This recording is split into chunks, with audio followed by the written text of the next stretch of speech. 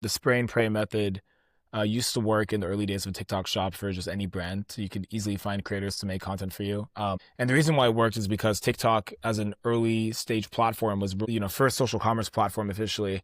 They were providing a lot of incentives for both brands and consumers to like discounts and things like that and flash deals on their own dime. So people were just buying left and right, right? The whole ecosystem was flooded with cash. That doesn't happen anymore. TikTok has way rolled back their incentives that they provide for people to buy stuff. So you have to actually make good content and the consumer has to actually like the product or be interested in it to purchase it now. So in that regard, you have to find creators that make good content for your product and that are good natural salespeople, right? Or maybe they're trained, maybe they're not natural, but they have to be good at selling live, essentially, either live or on their affiliate video.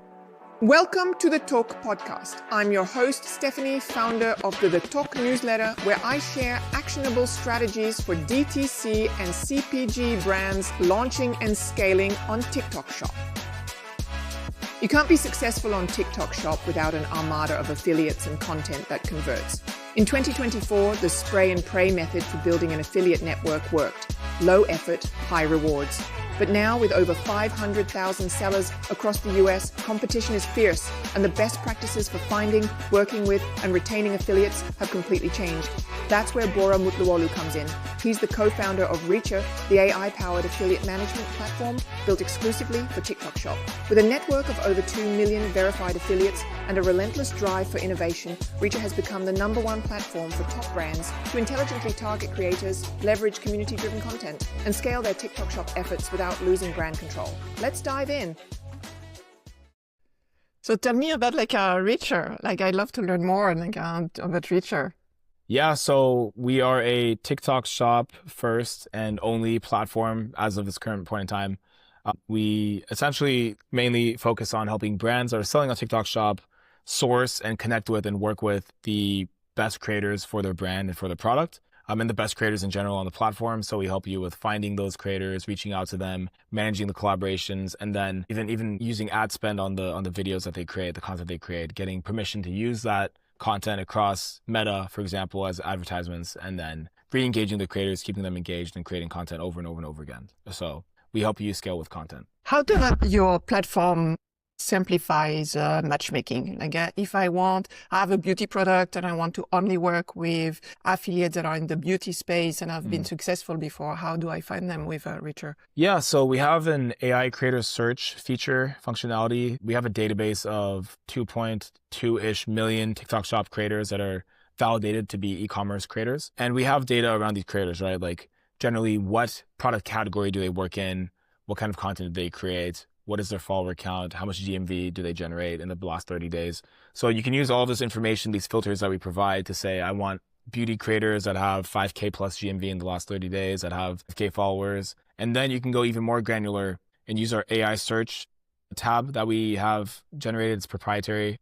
No other software in the space has it right now. So essentially what we do is we render the descriptions of every video and look for specific words. Like let's say, you want to work with a dog creator, but there's a creator that is in the beauty category and they don't mention dog ever, but a few of their videos have dogs in it. You can say, okay, maybe this creator would be a good fit for my dog product. Even though they're a beauty creator, they also have a dog. So maybe this dog product would work for their videos, right? Oh, wow, that's cool. Yeah. So you basically have enriched the database that anyone has from TikTok Shop about creators, but you're enriched with what they are really doing on the platform. Yes, correct. Exactly. And so then you have the granularity to find really a creator that match your positioning. Because right now, we use I think a lot of brands were using a lot of the strategy of spray and pray. I have difficulty to pronounce this one. But now everyone knows and agree that the strategy is to really more focus on a creator that are really matching your positioning or the angle that you need to have in your commerce videos. And I feel what you say is you are really enriching through this proprietary software, AI enabled this capacity to really find the right creators. Yeah, correct. To your point, the spray and pray method used to work in the early days of TikTok Shop for just any brand. So you could easily find creators to make content for you. And the reason why it worked is because TikTok as an early stage platform was, first social commerce platform officially. They were providing a lot of incentives for both brands and consumers to like discounts and things like that and flash deals on their own dime. So people were just buying left and right? The whole ecosystem was flooded with cash. That doesn't happen anymore. TikTok has way rolled back their incentives that they provide for people to buy stuff. So you have to actually make good content and the consumer has to actually like the product or be interested in it to purchase it now. So in that regard, you have to find creators that make good content for your product and that are good natural salespeople, right? Or maybe they're trained, maybe they're not natural, but they have to be good at selling live, essentially, either live or on their affiliate video. And I would say another important thing to note for brands that are trying to start on TikTok Shop is that it used to be just free gifting would get you the whole way. You could scale with just free gifting and commission only. But now it's a little bit harder to do that with good affiliates. If they've proven themselves, they're usually going to work with brands that are really easy to sell, or they're going to go on a retainer-based payment. Now what I recommend brands, unless you have like a crazy, unique product that's super TikTokable, and you're huge elsewhere and you're a known brand, I recommend working with creators on a retainer basis. So paying them per video first. Now it's much cheaper if you just go directly to the creator and do this yourself and try to manage it yourself. We actually have a solution for that as well to enable these creator collaborations at a smaller scale, or you can go hire creators from a big creator management company, like Social Army or like Media Labs or something, and pay them a lot more money. But you know that you're getting pre-vetted creators that have done this many times and they're going to make good content, right? But that's usually what I recommend for a brand just getting started on TikTok Shop now, today, in 2025. I think you've been working and you have seen a lot of brands starting selling on TikTok Shop. What are for you the do and don'ts of starting to sell and working with creators? Yeah, so let's see. I would say you really want to look at the sample requests that are coming in. A lot of people, what they do is they just accept every single sample request from every single affiliate. Can you explain maybe what is a sample request? Because some people might not know what it is. Sure. So a sample request, essentially, let's say I'm a brand and you're a creator, Stephanie, and I send you a message using Reacher saying like, hey, Stephanie, we have this product here. We have this kiwi. Do you want to sell this kiwi for us, right? And you say, so you say, yes, I do want to sell it. So you submit a sample request. Like I'm inviting you to submit a sample request saying that you want this kiwi for free, right?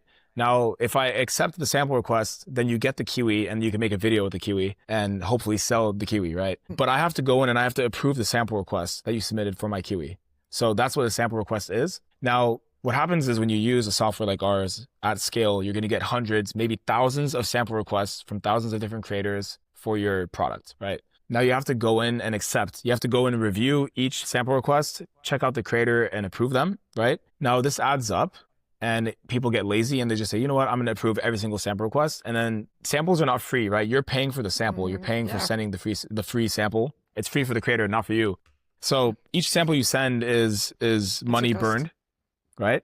It's a cost, exactly. So you want to be particular about the creators that you work with. Now in the beginning, you can't be that particular because you need some sort of to be honest, right? Yeah. So you're going to accept more creators that you usually wouldn't accept if you already have a lot of sales, but you still don't want to accept every single creator because there's a lot of creators that just want the free sample and they'll just take it and run. There's a lot of creators that are really bad at making content and they just somehow got an account. I don't know how, but you want to just make sure you're looking at those creators and avoiding the ones that you would likely waste your money on. Yeah. And then another thing, there are creators also that never post. They just receive the sample and will not post. And so I guess you have the criteria of if they are posting or not and reliable. Correct. There is a post rate metric actually that does track whether they're posting a lot or not. So generally, you want it to be at least about 50%. Like every one out of every two samples, they should be posting. But the best is going to be 80% and above. So yeah, you want to review that metric as well. And then another thing I would say, a lot of brand owners I see, to keep their costs low, what they do is they go to Fiverr or they find a Philippines-based or Pakistan-based VA or employee that they pay, $500 a month, $1,000 a month, something like that, very cheap, to just manage their whole affiliate management on the back end of TikTok Shop for them or run our software for them. And it hardly ever works because these VAs are usually not well trained, and they don't really care about your success on the platform, really. From what I've seen, I'm speaking from experience. Majority of VAs, there are a few good ones out there. There are a few that are really good. They are, yeah. But it is very hard to find them, and you have to do a lot of vetting and training, right? I'm sure you could train a lot of these VAs to do a really good job, but people don't put the time and effort into training them. They just hire them and expect them to just do everything for them, right? And it just usually doesn't work out. Yeah, I would put a caveat on that. I've met several, I'm not using them, but I've met several kind of like VA expert on TikTok Shop, really working for different brands or agencies, because agencies do outsource to those guys and 100%. girls. And so there are some that have acquired the experience, and you want to check that they have the experience of doing so, because learning is a steep learning curve. And so, yes, if you start from scratch, not any VA can do it. But I think using your software is also making it easier. If you establish like the kind of like a SOP and like all the criteria that you were mentioning. Yeah, you're right. A lot of agencies and bigger brands do have SOPs, and they hire VAs and they just say, hey, here's the SOP. This is what you do on Reacher, just go do it, right? And then it's pretty straightforward. Nice. What other don't do that you would say? Don't do's or do's? Do not do's. Let me see. What else should you not do on TikTok Shop? I would say, I'll say something you should do is usually you want to start off with a hero product and not overload the creators with like a bunch of different products. And you want to have the price point on TikTok Shop likely be lower than anywhere else, to be honest, or at least match the lowest price anywhere else. And the reason being because TikTok Shop is more of like a brand awareness play anyways. There are very few brands I know that are making a fortune on TikTok Shop. Like even if they're making millions of dollars, the profit margin is quite small on TikTok Shop, but then they profit elsewhere because the product discovery is happening on TikTok Shop. The brand discovery is happening on TikTok Shop because the algorithm is so good. So I recommend having one hero product that you really focus on. And in that way, all your efforts of going viral are focused on that one product and the chances are higher. Whereas if you have a bunch of different products, the virality, the percentage of virality chance you have is much lower. And also the creators get confused. They're like, which one should I request, right? It makes it more complicated. So totally agree. Yeah. I don't know if you want to input anything there. No, it's like definitely you need to start with a hero product. Ideally, your bestseller on other platform. Unfortunately, you cannot put the price lower, but you can have constantly promotions.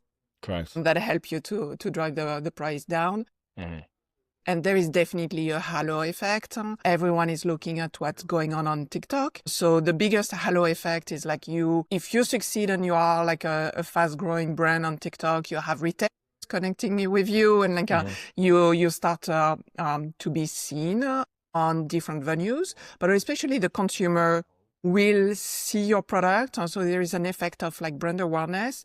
But they are like very often, TikTok sometimes feel especially at the beginning, felt it was only drop shippers, products coming from China. So there is always a question of trust on the product and the brand when they are brand new and unknown. And so people search on Amazon.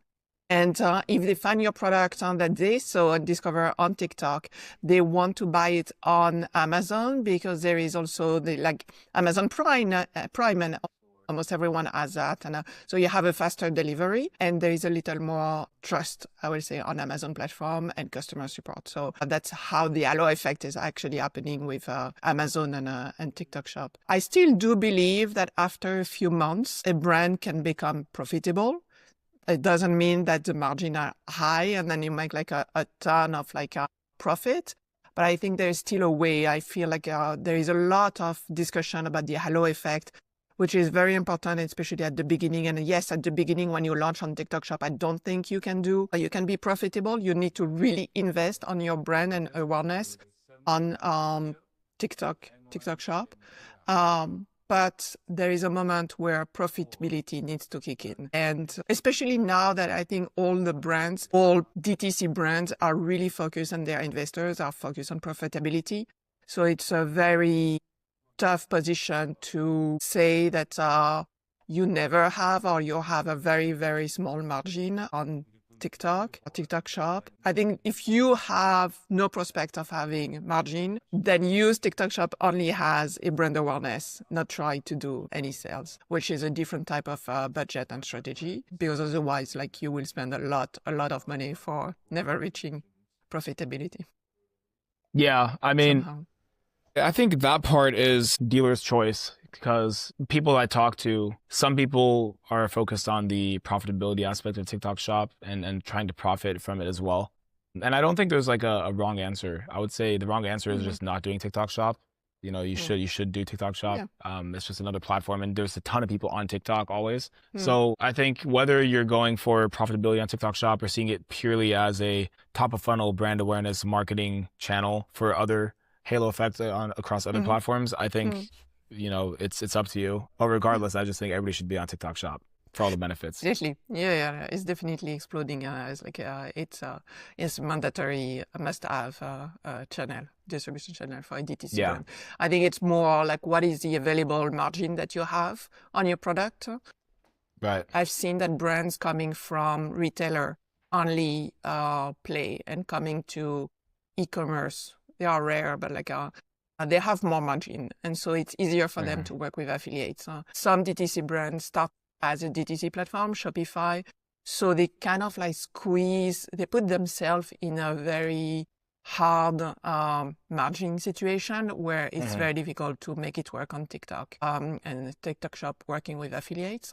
But like every brand is different. I think there is not one size fits all. One size, I just say in English. Yeah, one One solution size for fits all everyone. solution. Yeah, One yeah, size that's fits all correct. solution. It's every brand will have a different way of being successful on TikTok Shop.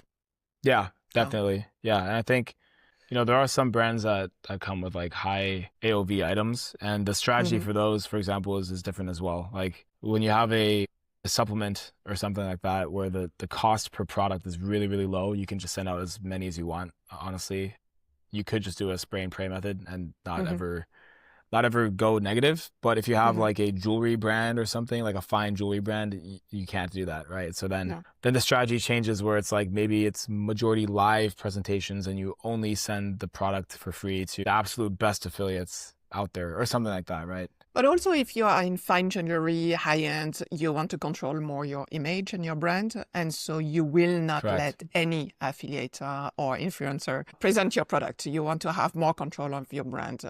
And which is like very often for a lot of brands that I see and brand owners, they have brands that are like very curated, very strong positioning.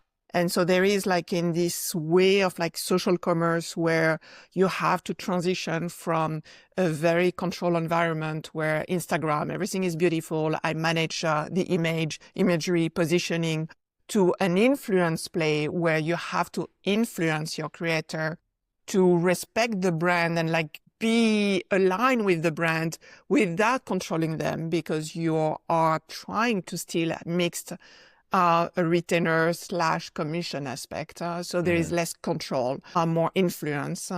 And I think we are coming to a time or a period of e-commerce where it's really what will be like maybe 80% of the revenue will come from social commerce, which means less Right. brand control, more influence to creators. And so brands need to learn to do that. But I think platform like yours, where you have maybe more criteria to choose your creator, more way to go deeper into who they are and understand like what type of videos they are doing, help those brands better. Yeah, you bring up a good point. I think, you know, brand safety comes up sometimes with like these bigger enterprise brands that are, you know, coming from retail and traditional e-commerce to social commerce. So it is definitely something that we experience more often these days as more of these high-end brands are coming over to TikTok Shop to try it out. It's a little difficult because, as you said, like Instagram or UGC content, you could have them submit it to you first before posting it,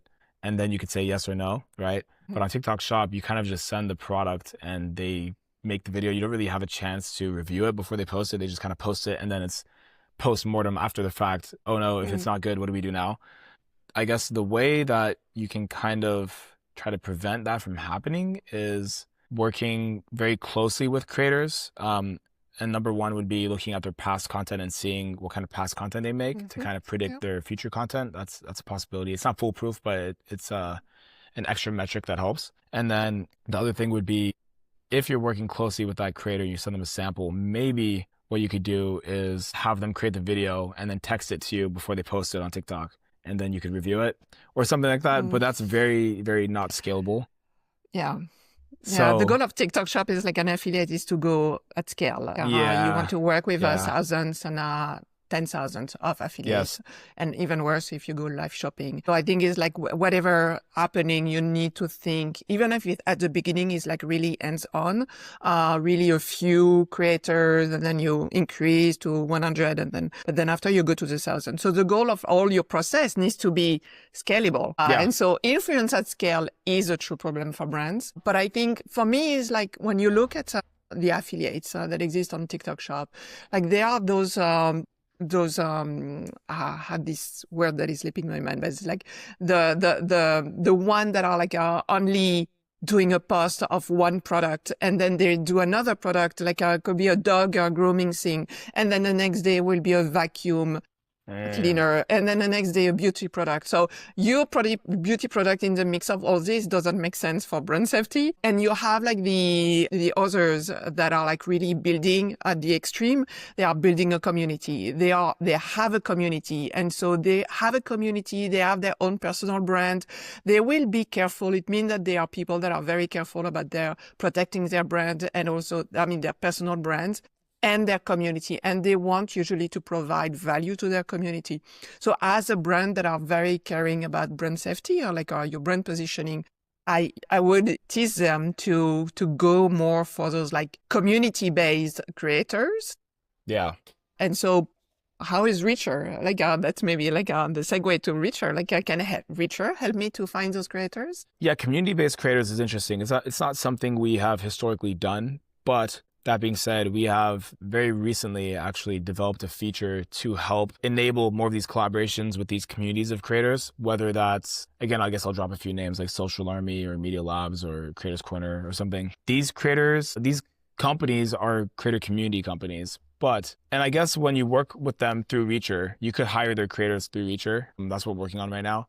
Maybe you could say like in the campaign brief that you send out, we want to work with creators from Social Army that are purely beauty creators in this need, right? You can like kind of write what you want and then. But this is not what I was referring to. I was referring to a creator that is actually has his own community on TikTok, his own followers, because they love like all the products that they are, but they love their life. They love like because they are doing funny videos, or it could be like they have like at the beginning. It's a social, like at the core, TikTok is a social platform. And on social platform, a lot of influencers are building their own community. And it could be just influencer, me, I tell you things and I never interact with my community. But usually if you start to be influencer, you are a creator and you have a community.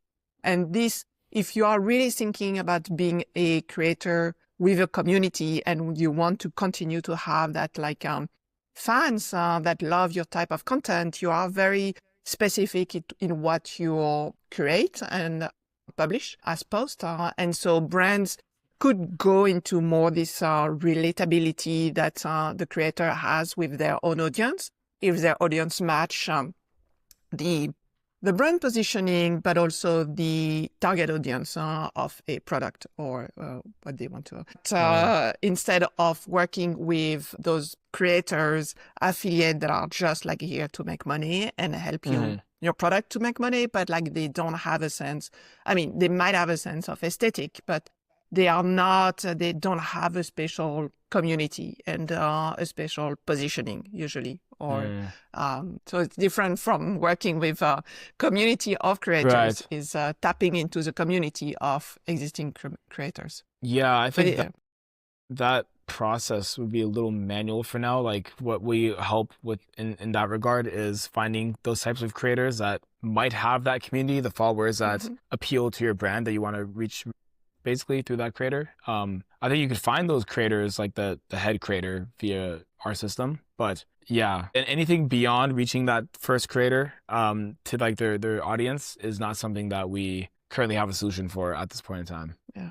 In the future. I mean, you are really Yeah, adapting very fast. That's the perk. So you are YC right now, right? Correct. That is why we are here in this house in San Francisco. And then you have the whiteboard behind you. Fast. Yeah. So you are you might be one of the fastest growing platform for working with affiliates on TikTok Shop, because you are really like anchoring down. You are all working together in this home in San Francisco, and then you are fast deploying new features. So I think this is also what makes you different from some of your competitors, and this capacity to really adapt fast to the market. That is and the way to work with affiliates is like evolving so fast that I think the only way to be successful in this place is like in this space is really to listen carefully to the evolution and to brands and adapt fast. So I love that. 100%. I mean, one way that we organize our roadmap is just like we talk to as many of our clients as we can per day, especially the ones that are doing really big things on TikTok Shop. And I just listen to them and I ask like, so what are you guys doing? Like, what is the strategy? What's working? What's not working? And they just tell me about the strategy. Because I realized if you ask them, what do you want us to build? They never know what to tell you. That's not a question you ask, right? No. What you ask is, what are you doing and what's working and what's not working? What's painful, blah, blah, blah. You ask all these questions, emotional human questions, and then you just listen to them and you use the technical mind to say, okay, when they're saying this, how can we, create the solution or tweak the code or whatever to solve that problem for them? But they will never tell you exactly what they need you to do. You just have to kind of decide. I mean, that's your job. That's not their job. Yeah. That's our job. Their job exactly. is to explain their problem. Your job is to transform it into how AI can solve this problem. Yes. And make it easier. Yes. Yeah. We're the psychiatrist or the therapist. We're not the... I don't know. Yeah. Just kidding. We're not that. We're not that. Don't come to us with those problems. Anything else you want to say? So actually, one thing that's pretty cool that recently, actually yesterday, TikTok reached out to me and got me on a call and told me about if you're a new brand that has success externally on any other e-commerce platforms, there is a sign-on incentive for brands right now. If you've been thinking about TikTok Shop and you haven't pulled the trigger, there's an incentive where the TikTok team, if you're making a certain, I think it's like $1 million or something in revenue per year on e-commerce, they will have like a white gloved onboarding and aid and help with TikTok Shop, which is very important because a lot of people have problems when they onboard the TikTok Shops. They're testing it out for this quarter. So if you are interested, I would say, let me, or I guess Stephanie know, and you can let me know. And I can put you in contact with those TikTok employees to get you going on the platform. Nice. Very, very good. Yes. Yeah. That's it's very free. Interesting. And it's free, and you don't have to purchase our software to get this benefit. It's just something that is offered by TikTok. So I'm the messenger here. Yes, you're the go-between. Yes, exactly. Good. Thank you. Awesome. Nice Thanks, Stephanie. Yeah, thanks for having me. Good to meet you virtually after meeting you in person in San Francisco. We got to build this. I mean, we are both in San Francisco. For context, we met in person, but then to record, it's easier to do it on Zoom. So or it's a video. So that's why we are here at the second meeting.